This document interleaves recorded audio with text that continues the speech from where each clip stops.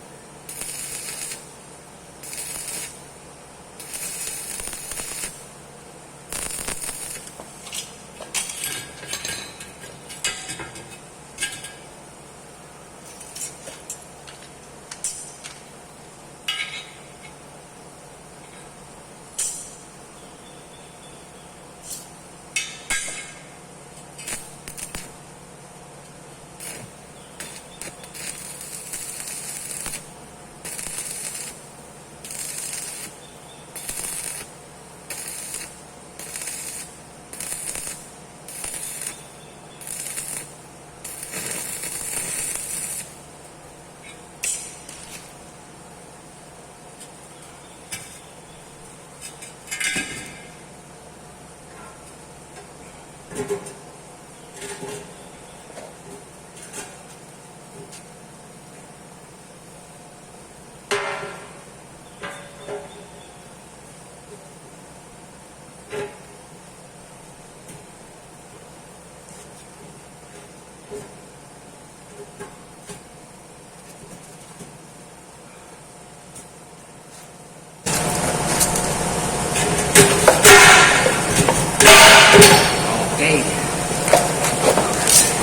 So, okay na ang ating extender.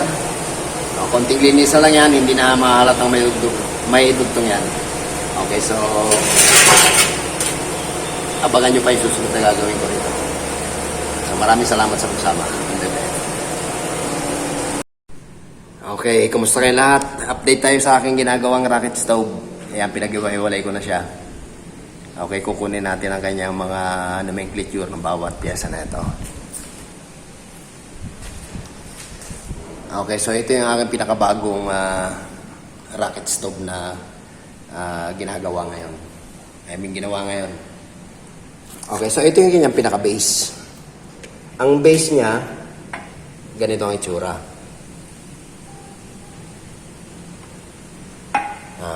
Nilagyan ko rin ito ng... ang design nito, pwede siyang magkaroon ng blower. Kung gusto nating lagyan ng blower. Ito ang blower na design ko sa kanya. Pwedeng ilagay yan dito. Yan. Nakaganyan siya. Pwede ring wala. Then, ang kanyang strainer, ganito ang ginawa ko. Ito yung pinakabagsakan ng abo. So, ilalagay ko yan dyan sa pinakagitna. Then, yung pinaka bearing chamber natin, ito. Ito siya. Kukunin natin ang nomenclature na ito.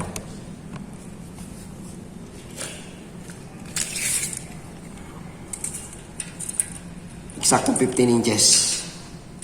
Ito. Eksaktong 15 inches siya.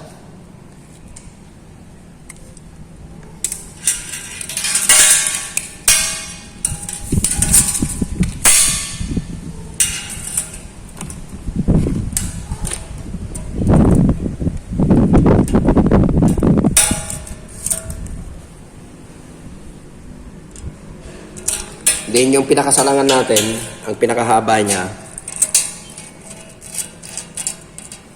15 inches din. Then yung kanyang taas, ito ay 6 inches. Tapos yung pinakalapad, 4 inches. Ito ang pinakatakip ng ating burning chamber. Dito natin ilalagay yung gatong.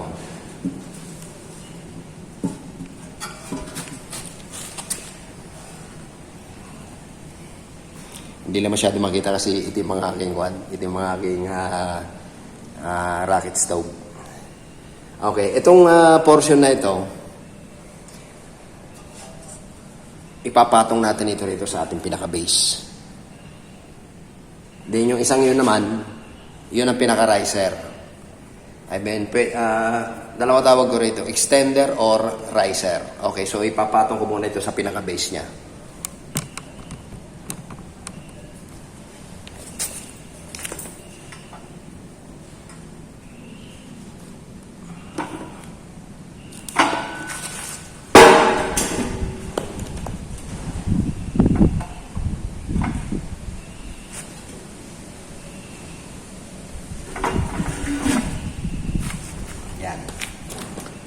Eksaktuhan lang talaga ang kuwang ko dyan. Ang paglalagay ko dyan. Ang pagtanggal yan, dali lang naman, huhugutin lang. Okay, so yan ang pinaka-forma niyan. Tapos yung extender na to, pwede nating idugtong dito sa ibabaw. Pero maski ganyan pa lang, pwede na to gamitin eh.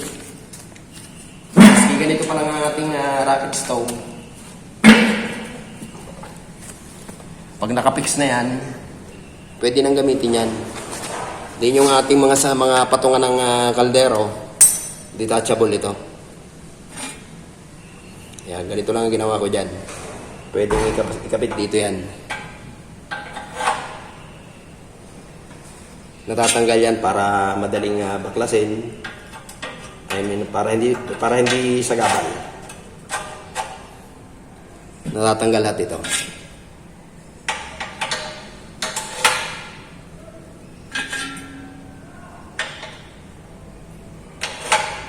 Yan. Pwede na itong mag-function. Pero kung gusto kong pataasin pa yung apoy, ito ang papatong natin dyan. Yan ang tinatawag ko na extender. Hindi ko pa ito napapa-air test. Kasi medyo mahalumigmig ngayon, medyo panayang bagyo. Mamasa-masa lahat ng mga kahoy. I mean, may moist yung mga kahoy. Saka ko na ito ipapa-air test kapag gumanda na yung panahon. Okay, so kung ilalagay naman natin ng extender, so ganito naman ang kanyang kalalabasan. Ang extender nga pala niya, ang sukat niya,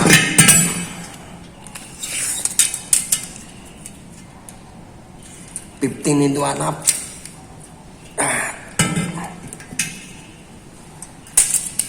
Tapos ang outside diameter, I mean yung diameter 7 inches. Octagonal ito. So ipapatong natin tong ating extender sa kanya. Ilalagay ko itong mga salangan ng kaldero. Kaya ganito ang ginawa ko para maiba naman. I mean, pagkaraniwan na kasi yung nakikita ko. Dito pa lang, may magagawa pa ako rito eh. Pwede rin siya mag-solo. Abangan nyo ang kalalabasan nito. May pinaplano ako rito. Makikita nyo rin ang kalalabasan nito. Okay, for the meantime, ikakasa ko to ipapatong ko to sa ibabaw ng sa ating pinaka, talaga.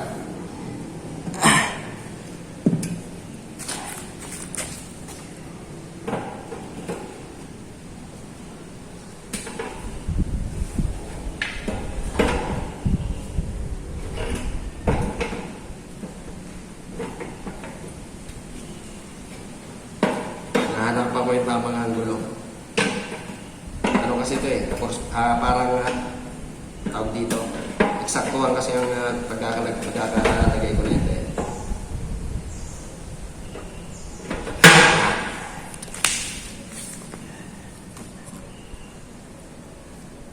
Wala talagang alugyan. Ito kasi medyo mahirap isalpak. Kinakailangan kabisado mo yung pwesto ng position nito. Okay, kapag ganyan nakataas, pwede nang gamitin yan. Gaya ng sabi ko, pwede itong may blower. Pwede rin wala kasi rocket stove naman to. Marami na rin ako mga rocket stove na ginawa. O, ngayon lang ako gumawa ng medyo malaki talaga. Kaya nga tawag ko rito ultimate wood stove. Kasi maraming function ito. Pwedeng mababa, pwedeng ganito kataas. Ang total height na ito mula rito hanggang doon, kunin natin ang total height.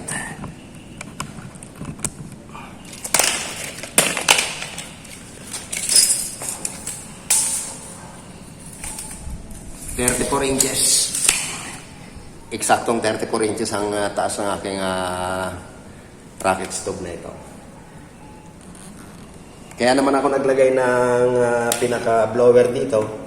Kasi minsan, pagka mahina na kung gusto natin palakasin talaga ang apoy, gamitan natin ng blower. Kung hindi pa tayo kontento sa apoy na binubuga ng ating rocket stove. Okay, so ito, pwede itong isara habang nagpa-function siya. Pwede ring nakabukas para additional air intake. Okay, so hindi ko pa talaga ito na ipa-fire test. Abangan nyo yung fire test ko nito para makita nyo yung pinaka-performance nito. So yan na ngayon ang aking update sa aking rocket stove. Pwede ko rin itong lagyan ng ganitong pyesa. Pwedeng wala yan, pwedeng meron. Okay, so yan ngayon ang finished product ng aking rocket stove.